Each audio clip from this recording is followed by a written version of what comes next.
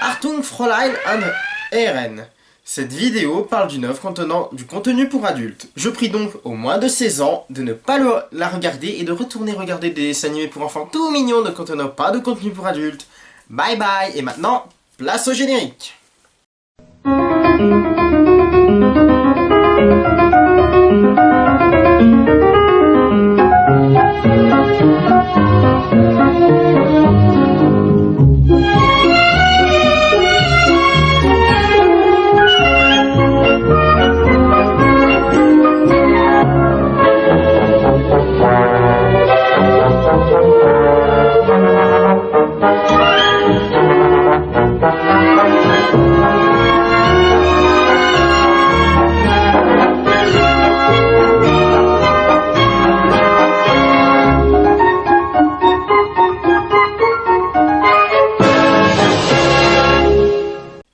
Guten Morgen alle, es ist der Tari, und willkommen in la bibliothèque des Tari.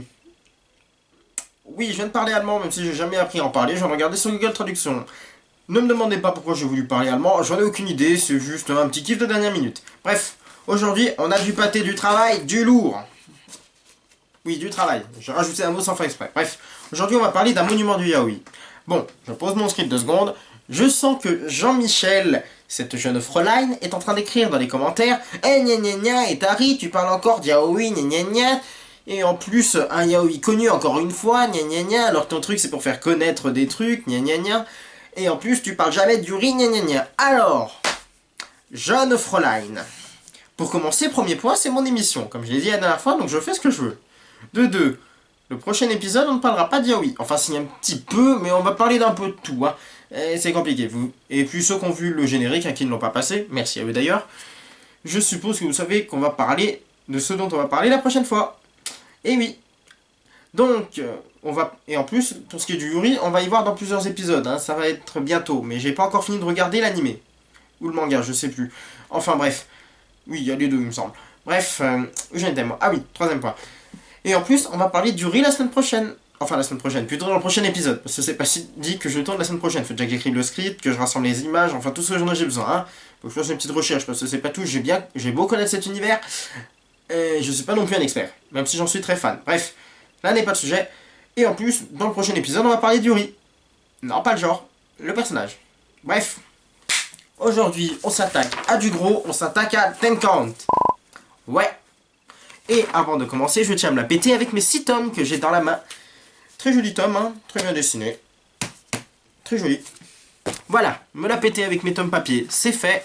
Maintenant, très cher Fräulein et tous les autres genres que je ne sais pas dire en allemand, on va passer au à propos. Donc, comme je viens de le dire, Ten Count est divisé en 6 tomes. Et ils ont été ils ont tous été écrits et illustrés par Rito Takarai. Donc je m'excuse déjà à l'avance de tous les noms asiatiques que je vais massacrer dans cette vidéo, hein, je m'excuse. Je ne suis pas asiatique. Et je n'ai pas fait de cours de langue asiatique, je ne sais pas les prononcer correctement. Et puis j'en suis sûr qu'il y a plusieurs façons d'y prononcer, comme le prénom Dylan ou le prénom Kylian. Hein. Ou le prénom, je sais pas moi, le prénom Christelle par exemple. J'en suis sûr qu'il y a plusieurs façons de le prononcer dans le monde. Ça donnerait quoi en allemand? Oui, cette blague est censurée parce qu'elle peut être vue raciste. Bref, là n'est pas le sujet ni les questions. Alors, Ten Count est publié en France depuis 2014 par Taifu Comics. Alors Taifu Comics, c'est un peu la plus grosse part du marché en termes yaoi et yuri en manga en France. Hein, à ce que j'ai compris. Bref, en résumé, maintenant on passe au résumé. Je m'excuse à nouveau, il y a déjà à l'avance des prénoms japonais que je vais massacrer. Shirotami, je sais jamais si c'est un N ou un M, ne me demandez pas. Donc je vais partir sur le coup que c'est un M. Shirotami est un jeune homme brillant, mais atteint de misophobie. Alors, avant de continuer, je vais préciser un truc. La misophobie, ça n'a rien à voir à la misogynie, hein. Ne faites pas d'amalgame. La misogynie, c'est tout ce qui est le sexisme envers les femmes. À ce que j'ai compris la définition. La misophobie, c'est la phobie, la peur, ou la haine, hein, ça dépend, de la saleté et tout. Putain, les chefs cuisiniers sont tous misophobes, vu la propreté de leur cuisine. Bref, là n'est pas le sujet. Donc, au hasard d'une rencontre, virgule, pourquoi je parle comme une dictée, moi? Au hasard d'une rencontre, virgule, il fait la connaissance de Kurose, un psychiatre qu'il décide de consulter pour se délivrer de son obsession maladive. Au fur et à mesure de la thérapie, virgule, Pourquoi j'ai encore dit virgule, moi? Shirotani et Kurose nouent une relation qui semble dépasser le cadre médecin-malade. 3 petits points. Vous avez réussi votre dictée? Envoyez-les-moi à ce numéro de téléphone qui ne s'affichera pas là, parce que je ne vais pas vous donner mon numéro de téléphone et je me pourrais me faire une joie de ne pas la corriger. Bon, maintenant qu'on a fait le résumé, j'espère vous avoir envie de donner de lire. Hein. Comme la dernière fois, il s'est affiché ici. Donc, passons au point fort, le plus gros de notre vidéo, encore une fois. Bah oui, je suis pas là pour vous dégoûter du livre, hein. Je suis là pour vous le faire aimer. Et vous le faire acheter, un tant soit peu, même si je ne suis pas financé pour ça, je le rappelle. Donc, premier point fort. Les dessins sont très détaillés et très jolis, sans avoir vieilli. Parce que oui, hein, même si c'était publié en 2014 par Taifu, il me semble que le livre était écrit en 2008. Hein. Je ne suis pas sûr, hein, à vérifier, j'ai pas trouvé la date originale. Après tout, j'ai pas assez cherché, je pense aussi. Mais il me semble que c'est bien plus vieux que 2014. Hein. Et regardez déjà la couverture, hein, très jolie. Attendez, je vais vous prendre une scène au milieu. Regardez, les dessins sont très jolis. Hein. C'est tout au début, donc il n'y a pas vraiment de spoil. Hein. Vous avez vu comme c'est beau? Encore une fois, je le répète, la beauté, c'est une qualité. Hein. Mais pas sur les humains. Ah, il n'y a pas de monde qui a cette chance. Hein. Bon, maintenant qu'on a parlé de la beauté, on peut enfin entrer dans des points un peu plus sérieux. Les personnages sont tous uniques et réalistes. Ce que je veux dire par unique et réaliste, c'est que, par exemple...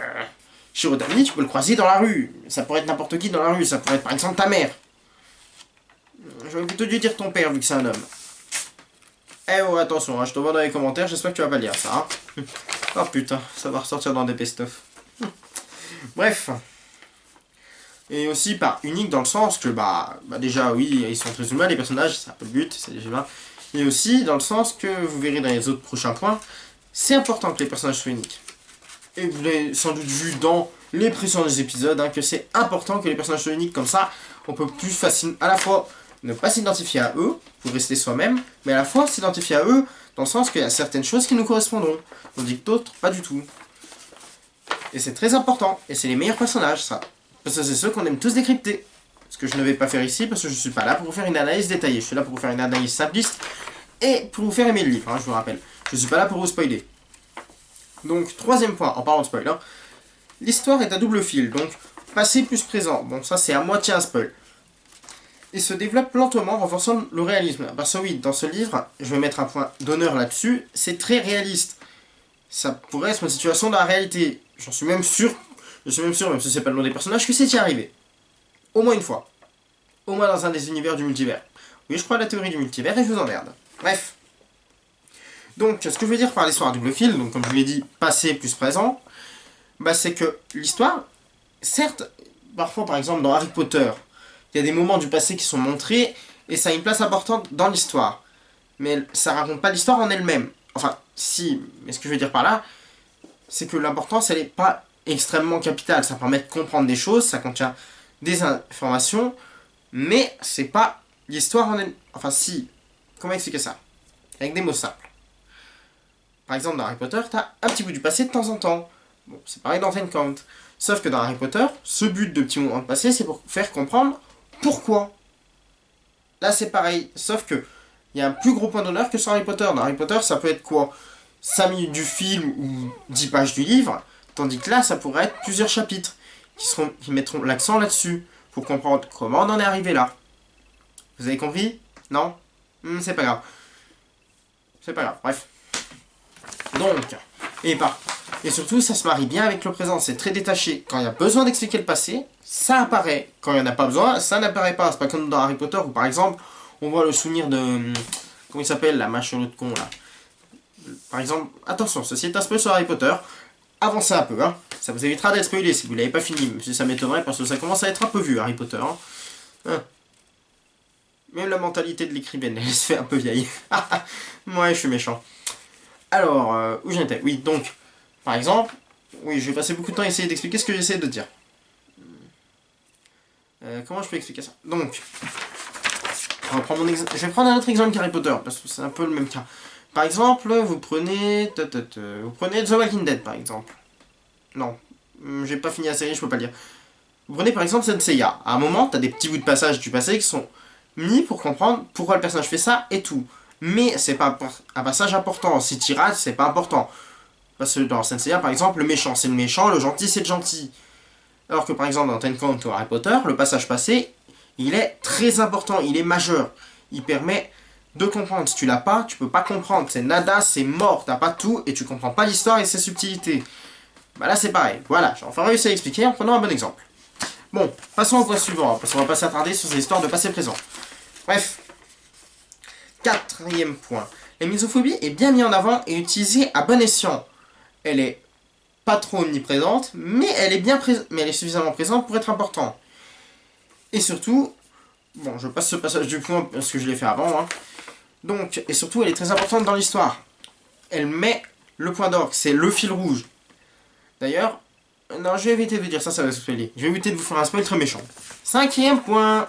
Alors, Ah putain, je suis tellement mauvais en anglais que je suis incapable de prononcer ce putain de titre. Et en plus, je l'ai mal écrit. Oh putain, la faute d'orthographe. Oh putain, j'ai oublié le O. Oh le con. Et en plus partout. Enfin bref. La faute d'orthographe n'est pas le sujet. Ten Count n'est pas un yaoi dénonciateur. Ou un yaoi avec une intrigue sur la LGBT-phobie. Il me semble qu'il y en a juste un passage maximum dans tout le livre. Et c'est tout, c'est pas le but principal. Là, le but principal, c'est carré, c'est niet, c'est une romance. Et un des prochains points. Donc, ce que je veux dire par là, c'est que, bon, je l'ai déjà dit dans la précédente vidéo, hein, on ne dénonce pas, là on s'en fout. On est là pour le fun et pour le prochain point. Enfin, pas le prochain point, mais celui d'après. Hein. On est là pour le fun. Le fun, le fun. On n'est pas là pour un sujet sérieux. Enfin, si, le livre prend quand même un peu au sérieux sur la misophobie, mais c'est tout. C'est le seul sujet sérieux du livre.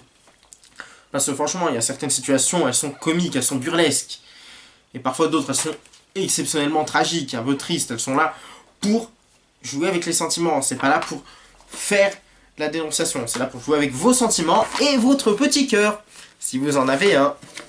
Ouais, si vous en avez un, mettez un like, un pouce bleu et abonnez-vous. Si vous en avez un. Si vous en avez pas, vous n'avez pas de cœur et le livre vous fera rien. C'est une bonne technique, ça. Je devrais annoter quelque part avant de l'oublier pour la prochaine vidéo.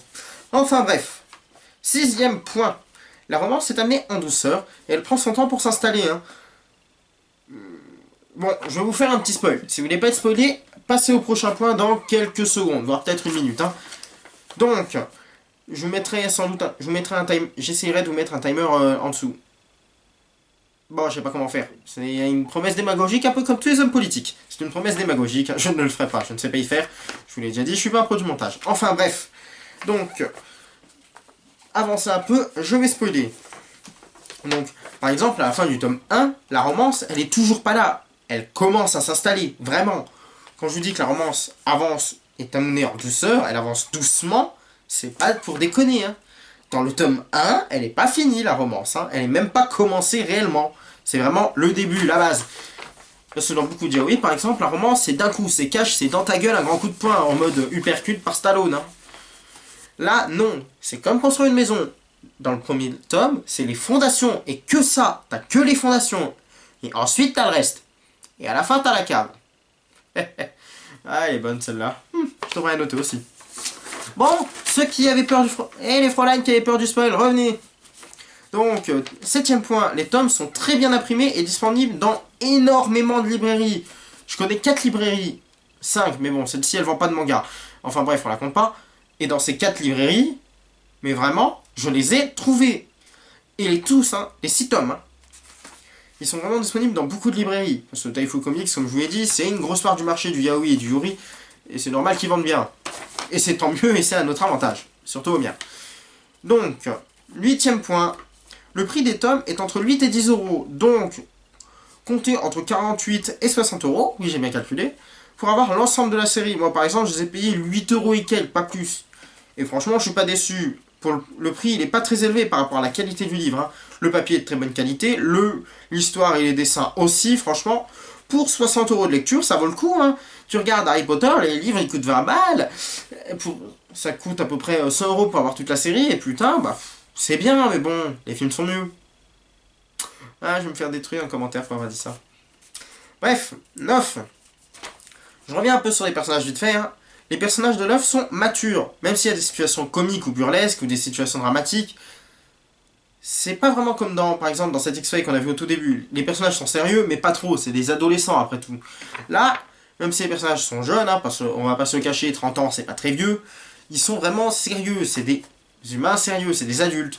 Des adultes comme par exemple ton père, ta mère, ton mère ou ta mère, ton... Oh, je me suis gouré. Ah, ma blague tombe à l'eau. Pas que ma blague. Je vous dirai pas pourquoi. Bref, 10.